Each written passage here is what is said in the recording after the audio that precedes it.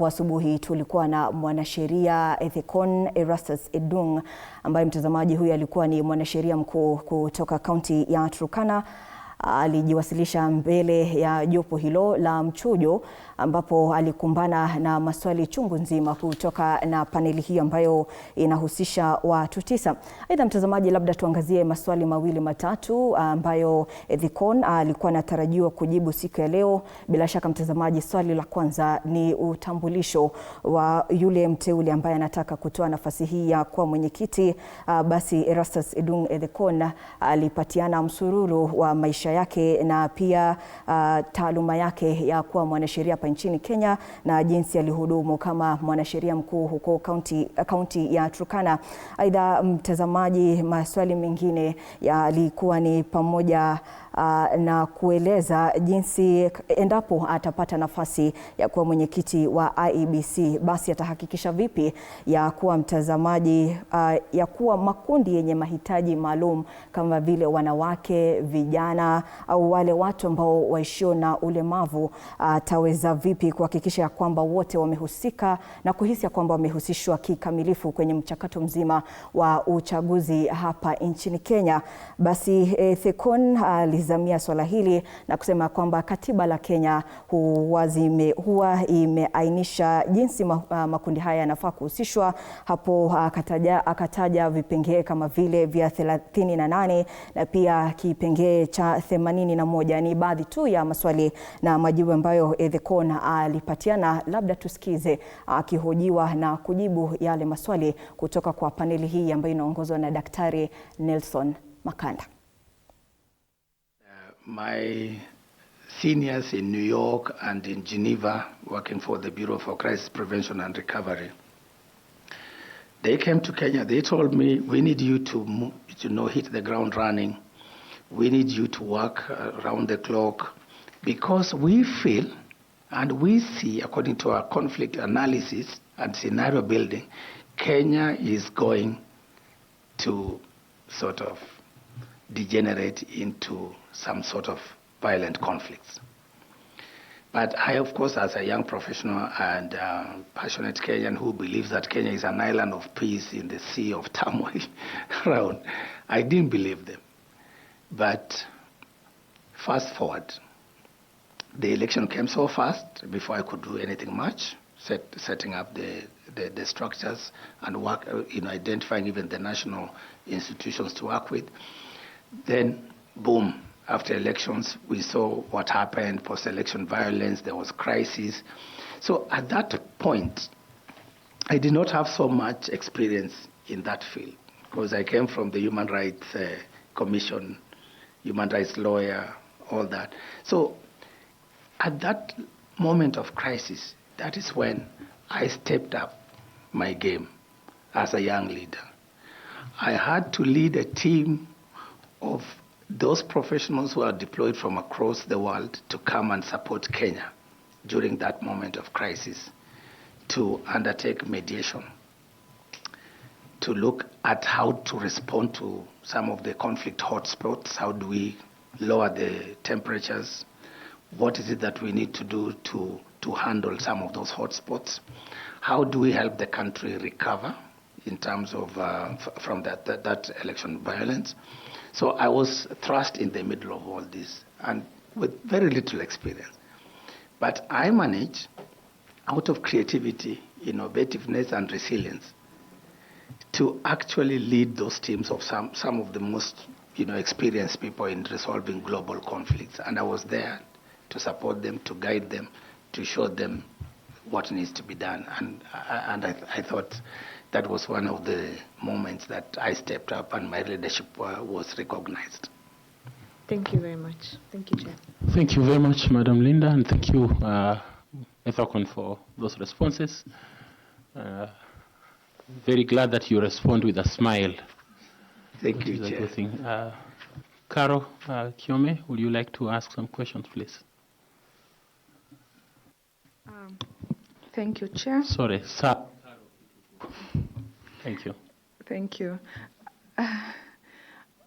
Mr. Ethekon, welcome again. Let's have a conversation about the right to vote. Article 38 of the Constitution provides the right of every citizen to exercise their free will to suffrage, right, to vote.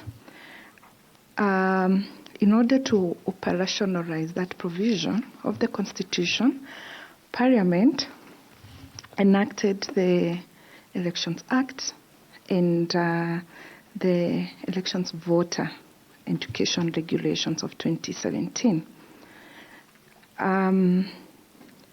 To what extent does this law, therefore, support the right of citizens to vote, particularly those citizens that are marginalized, have persons living with disabilities, and those in diaspora?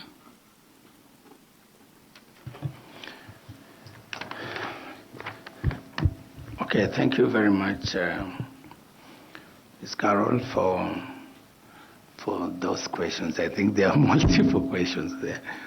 But if I got you right, I think it's in regard to particularly the voter education. No, we are speaking generally about the right to vote, for those people who are marginalized, persons living with disabilities, and those in diaspora. Thank you very much. I think I got you right. I think to respond to that,